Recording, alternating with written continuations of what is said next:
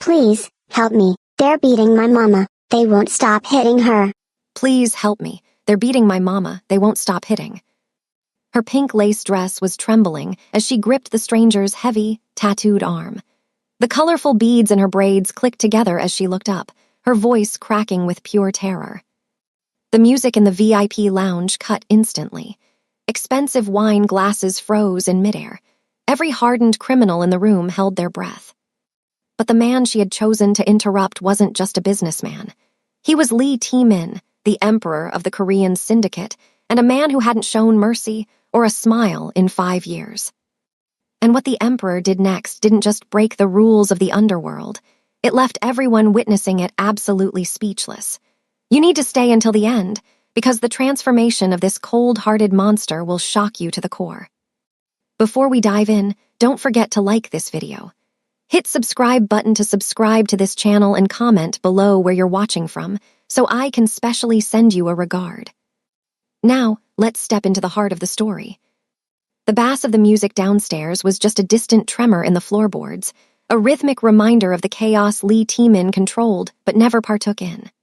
Up here, in the glass-walled sanctuary of the Sapphire Club's VIP lounge, silence was the ultimate luxury.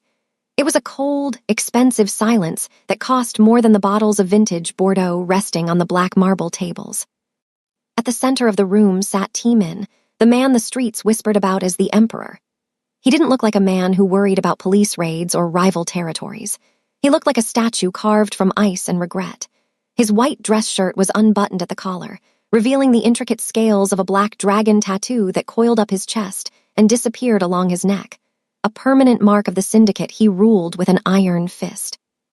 Gold rings glinted under the dim recessed lighting as he swirled his wine, his dark eyes fixed on nothing in particular, yet missing absolutely nothing. To the men and women in sharp business suits sitting around him, Tae-min was a force of nature to be feared. He was the architect of the city's underworld, a man who had consolidated power through calculated ruthlessness. They knew the stories. They knew that 5 years ago, Tae-min had been different, a man who laughed, who had a family. But that man died the same day his daughter did. The Lee Tae-min who remained was a ghost in a Gucci suit, a man who had surgically removed his own heart to ensure it could never be broken again. Tonight was business as usual, the weekly briefing. His lieutenants spoke in hushed, reverent tones, outlining profits and territories. Tae-min listened without expression, his face a perfect mask of indifference. He didn't need to shout to command attention. His silence was heavy enough to crush a man's confidence. In this room, you didn't speak unless spoken to, and you certainly didn't bring up the past. Sentiment, in Tae-min's world, was a liability. It was the crack in the armor, where the knife always found its way in. The air in the lounge was thick with cigarette smoke and tension. Every person at the table was walking on eggshells, terrified of triggering the dragon. They thought they understood the rules of this world: power, fear, and absolute control. They thought tonight would end like every other Tuesday night, with deals struck and enemies silenced. But the universe has a way of laughing at the plans of powerful men, and the fortress Tae-min had built to keep the world out was about to be breached by the one thing he couldn't defend against. The double doors at the entrance of the lounge didn't just open. They flew back against the bumpers with a violence that made 3 lieutenants instinctively reach for the guns holstered inside their tailored jackets. Security at the Sapphire Club was supposed to be impenetrable, a fortress of muscle and metal detectors designed to keep threats out. But the intruder that stumbled into the room wasn't a rival hit squad or a police raid. It was a blur of bright, frantic pink.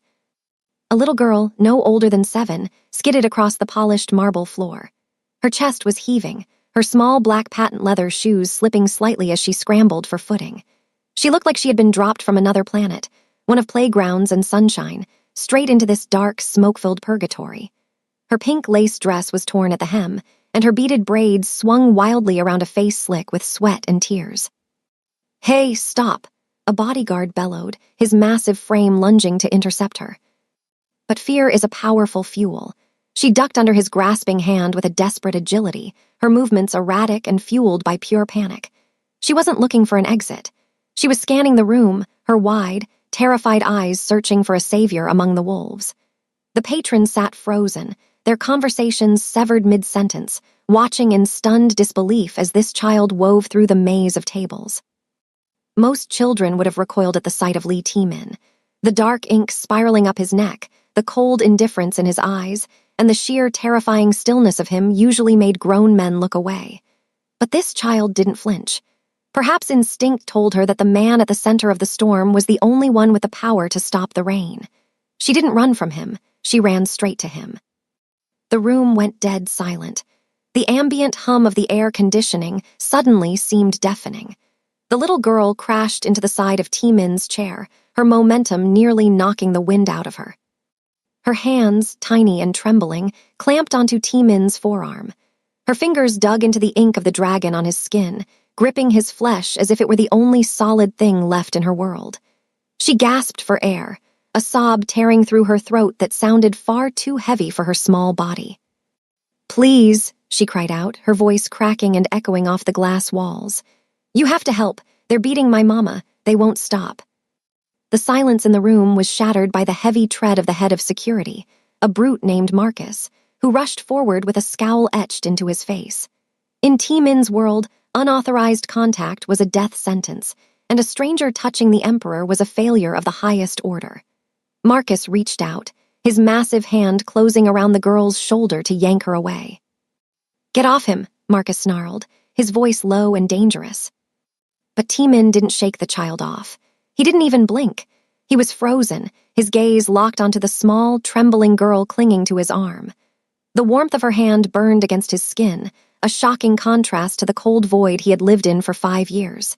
He looked down at her, really looked at her, and for a terrifying second the VIP lounge dissolved. He didn't see a stranger, he saw a ghost. The pink lace of her dress blurred into the memory of a similar dress, one he had bought for a birthday party that never happened. The terror in Jada's wide, dark eyes mirrored the nightmare that replayed behind his eyelids every time he tried to sleep. It was the same look of absolute helplessness, the same plea for safety from a world too cruel for something so small. His daughter, Minjai, would have been this age now. She would have had braids like this. She would have looked at him with this same desperate trust. The ice that encased Lee T-Min's heart didn't melt. It cracked with the force of a gunshot. "Boss, I'll handle this," Marcus said, tightening his grip on Jada's shoulder. The little girl let out a sharp cry of pain, shrinking away from the guard. That sound was the catalyst. T-Min's hand shot out, grabbing Marcus's wrist with a speed and force that made the large man gasp. The grip was iron, punishing, and absolute. "Let her go," T-Min said. His voice was barely a whisper, but it carried a violence that made the air in the room drop 10 degrees. Marcus released her instantly, stepping back with wide eyes.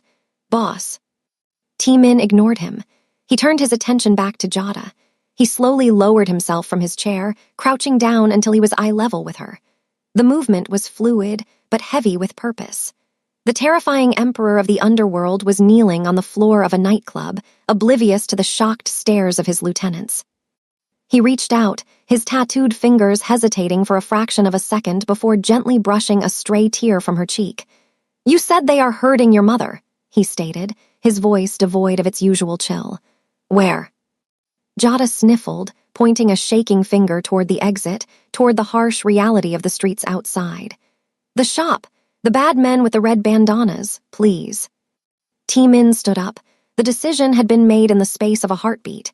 He buttoned his suit jacket, his face hardening into a mask of deadly resolve. The grief was still there, but now it had a target. "Get the cars," he commanded, walking toward the door without looking back. "And bring the doctor."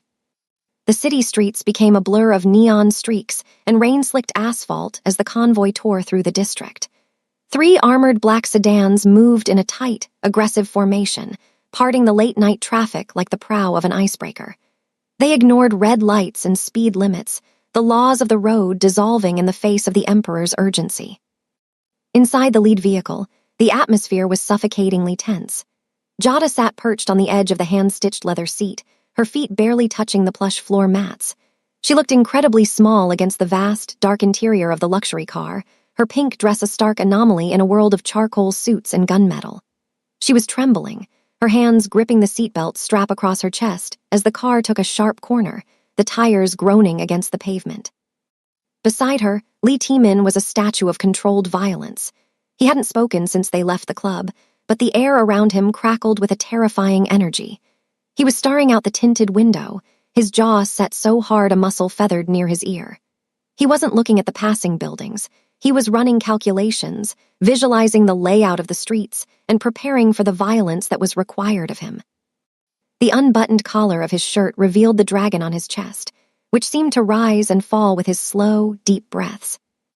Jada stole a glance at him, her eyes wide and wet. To the rest of the world, he was a monster, a man who commanded fear with a mere lift of his brow. But to her, in the quiet hum of the speeding car, he was the only solid thing in a world that was falling apart. She sniffled, the sound small and pathetic in the heavy silence. T-Min's gaze shifted. He didn't turn his head fully, but his eyes slid toward her. He saw the way her beaded braids shook with every vibration of the engine. He saw the bruise forming on her small wrist where she had likely been grabbed. The sight of it made his blood run cold, colder than it had been in years. It wasn't the detached coldness of business. It was the icy, razor-sharp focus of a predator protecting its own. "We are close," T-Min said, his voice low and gravelly. It wasn't a comfort exactly, but a statement of fact, a promise. He reached into the pocket of the door and pulled out a clean white handkerchief. Without looking at her, he offered it. Jada hesitated for a second, then took it with shaking fingers, wiping her nose. "Driver," T-Min commanded, his tone leaving no room for failure. "Faster." The engine roared in response, the G-force pushing them back into their seats as the convoy accelerated toward the chaos waiting for them. The dragon was awake, and he was bringing a storm with him. The convoy didn't park. It occupied the street. The three black sedans screeched to a halt in front of Keisha's Braiding and Boutique, effectively blocking the narrow road and casting long, menacing shadows over the cracked sidewalk. The neighborhood was quiet, the kind of quiet that comes from people knowing better than to look out their windows when trouble comes knocking. But the salon itself was a cacophony of destruction. Through the large front window, which was already spiderwebbed with cracks, the violence was playing out in high definition. Inside, the air was thick with the chemical tang of spilled hair products and the sharp scent of fear. Chairs were overturned. Mirrors were shattered, shards of glass glinting on the linoleum like diamonds in the dust. Jada lunged for the door handle. A desperate cry caught in her throat, but T-Min's hand shot out, clamping onto her shoulder. It wasn't rough, but it was immovable. "Stay," he ordered. His voice was low, vibrating with a command that bypassed the brain and went straight to the instinct. "Do not move until I say." Jada froze, tears streaming down her face as she pressed her small hands against the tinted glass. Inside, her mother, Keisha, was on her knees amidst the wreckage. She was a beautiful woman, her face strong but currently twisted in terror. Standing over her was a man in a frayed denim vest, Snake. He held a metal baseball bat loosely in one hand, tapping it rhythmically against his thigh. He was shouting, his spit flying as he gestured to the empty register. T-Min watched the scene with a terrifying clarity. He saw Snake grab a handful of Keisha's hair, jerking her head back to force her to look at him. He saw the way Keisha flinched, not for herself, but glancing toward the back room where she had hidden her daughter, unaware Jada had already escaped. That look, that desperate, sacrificial maternal instinct, hit T-Min like a physical blow. It was the same look his wife had given him moments before the end. The memory didn't bring sadness this time, it brought fire. A shift occurred in the backseat of the luxury sedan. The air pressure seemed to drop. The calculated, business-minded emperor who worried about profit margins and police treaties vanished. In his place, something ancient and violent began to uncoil. The dragon on his chest seemed to burn against his skin. T-Min unbuckled his seatbelt. The sound was a sharp click that echoed like a gunshot in the quiet car. He didn't check for his weapon. He didn't need one. He smoothed the front of his unbuttoned white shirt, his eyes never leaving the man with the bat. "Watch," he whispered to Jada, his voice devoid of any human warmth.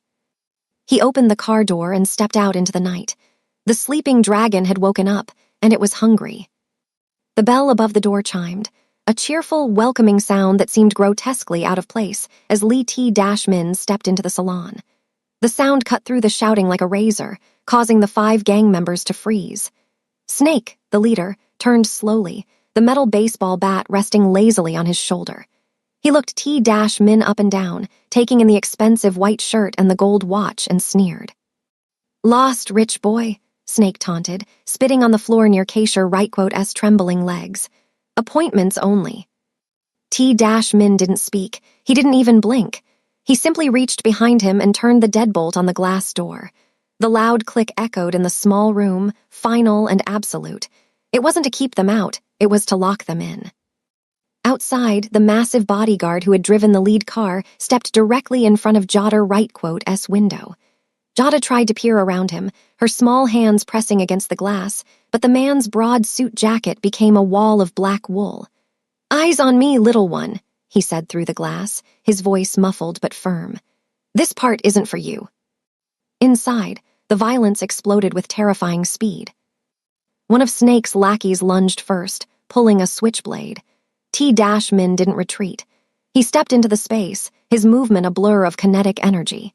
He caught the man's wrist, twisting it with a sickening crack that dropped the attacker to his knees, before delivering a precise, devastating kick to the chest that sent him flying into a styling chair. The room erupted. Snake swung the bat, aiming for T-Min Rightquote's head. T-Min ducked under the arc of the weapon with the grace of a dancer, the wind of the swing ruffling his hair. He rose and drove his elbow into Snake's ribs, the impact sounding like a gunshot. Snake gasped, dropping the bat as the air left his lungs, but T-Min wasn't finished. This was no longer business. This was personal. He moved through the remaining men like water, fluid and unstoppable. He slammed one face first into a mirror, the glass shattering into 1,000 diamonds around them. Another tried to run, but T-Min caught him by the collar, hurling him effortlessly over the shampoo station. It was unbuttoned fury, raw, visceral, and efficient. There was no wasted movement, only the brutal dismantling of bullies who had forgotten their place in the food chain. Within 30 seconds, the salon was silent again, save for the groans of broken men writhing on the floor. Snake lay gasping at T-Min Rightquote's feet, blood bubbling from his nose. T-Min stood over him, his chest heaving slightly, the dragon tattoo on his chest now slick with sweat. He adjusted his cuffs, his expression returning to that mask of cold indifference, though his eyes burned with a lingering fire. He looked down at Keisha, who was staring up at him in shock, realizing that the monster she feared had just eaten the wolves. The silence that followed the violence was heavier than the noise. The only sounds in the wrecked salon were the jagged breaths of the unconscious men on the floor and the soft, terrified weeping of Keisha. T-Min didn't look at the bodies he had dismantled. To him, they were no longer threats. They were refuse, obstacles that had been removed with necessary prejudice. He reached into his pocket and retrieved his phone, his knuckles slightly bruised but his hand steady. He didn't dial 911. The police asked questions, T-Min dealt in solutions. He pressed a single speed dial number. "Dr. Choi," T-Min said, his voice flat and devoid of adrenaline. "I have a code white at the corner of 4th and Main. Trauma kit. 2 minutes." He hung up before an answer could be given. Keisha was pressing a towel to a cut on her forehead, staring at him with wide, trembling eyes. She looked from the tattooed dragon on his chest to the heap of groaning gang members. Who are you?" she stammered, shrinking back as he stepped toward her. T-Min stopped, giving her space. He buttoned his cuffs, hiding the ink, effectively putting the monster back in its cage. "I am the man your daughter found," he said simply. Before Keisha could process this, the front door rattled. The massive bodyguard outside unlocked it, and a blur of pink rushed in. "Mama." Jada hit her mother's chest like a collision, burying her face in Keisha Rightquote's neck. The woman crumpled, wrapping her arms around her child, rocking back and forth in the broken glass. T-Min watched them, his expression unreadable, though a phantom ache throbbed in his chest. It was a scene he had played out in his dreams 1,000 times, a reunion he never got to have. Less than 90 seconds later, the street outside was bathed in the white glow of headlights. A matte black van, unmarked and sleek, screeched to a halt behind T-Min Rightquote's convoy. The side doors slid open, and 4 men in dark tactical scrubs poured out. They didn't look like paramedics. They looked like a special ops team armed with stethoscopes. They swept into the salon with practiced efficiency. No sirens, no radio chatter.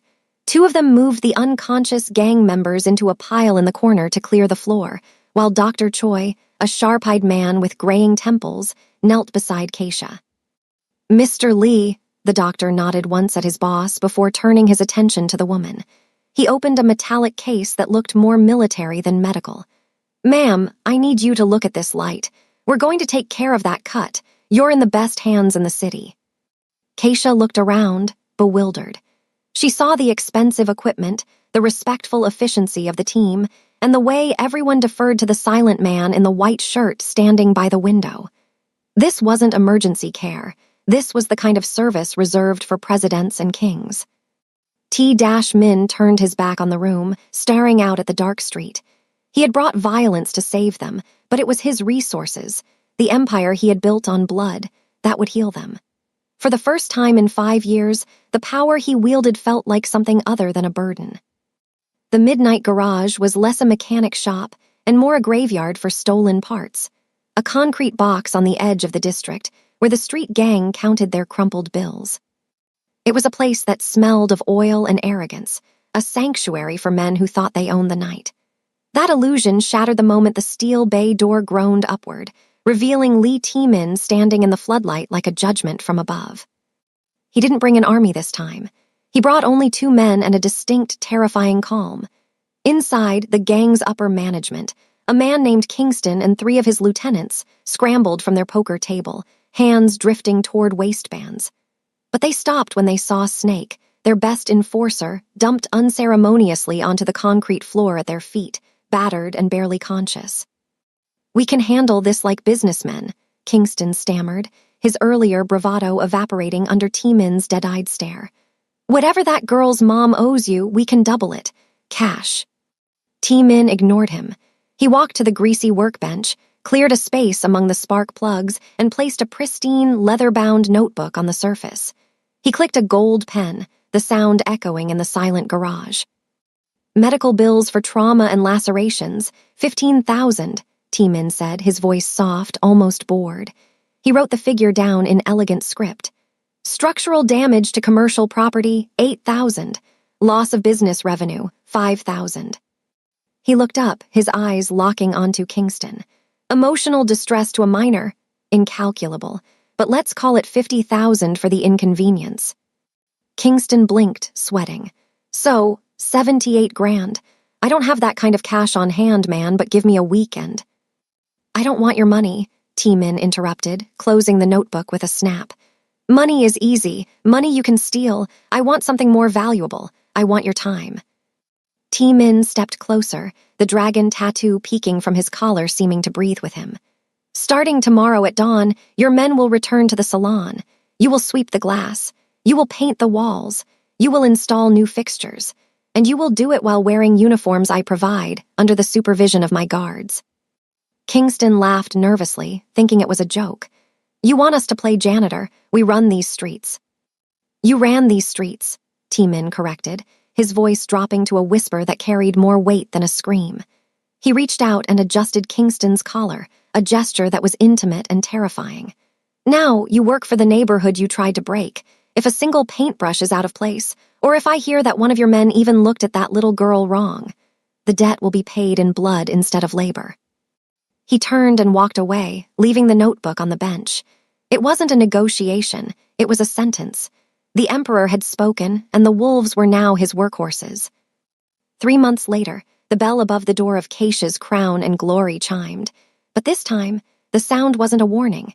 It was a melody in a symphony of laughter, blow dryers, and gossip. The jagged scar of the broken window had been replaced by pristine, reinforced glass that gleamed under the afternoon sun. The smell of fear and spilled chemicals was gone, replaced by the warm, sweet scents of shea butter and vanilla. The salon was packed. Women filled every chair, their conversations creating a vibrant hum of life that spilled out onto the sidewalk.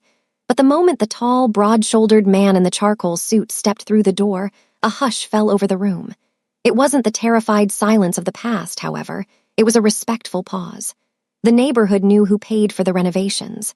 They knew whose shadow kept the streets safe at night. Lee T-Min removed his sunglasses, his eyes sweeping the room not for threats, but for familiar faces.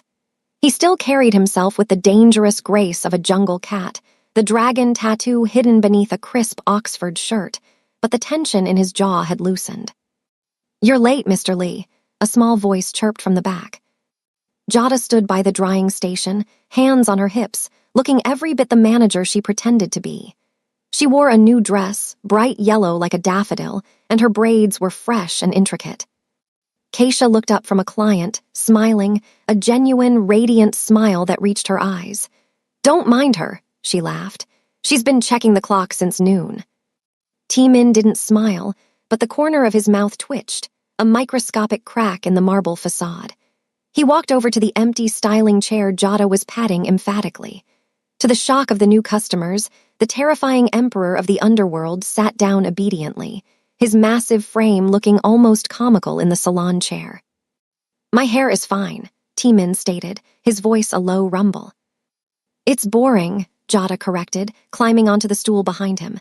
"It needs flavor." For the next 10 minutes, the most dangerous man in the city sat perfectly still, while a 7-year-old girl combed through his slicked-back hair. His bodyguards, standing outside by the black sedan, watched through the window with bewildered expressions, but they knew better than to intervene. "Done," Jada announced triumphantly. T-Min leaned forward to look in the mirror. Staring back at him was the same hard face that had ordered hits and dismantled gangs.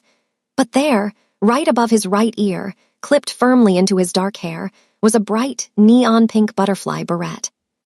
It was ridiculous. It was undignified. It was completely contrary to everything the Emperor stood for. T-Min looked at the reflection of the little girl beaming behind him. He touched the plastic butterfly gently, as if it were made of glass. For the first time in 5 years, the ghost in his eyes faded, replaced by something warm and alive. "It is acceptable," he said solemnity. As Jada giggled and hugged his neck, Lee T-Min realized he hadn't just saved a salon. In the process of fixing their broken world, they had managed to fix him too. The end. If you love this story, kindly subscribe to this channel and leave a like for us.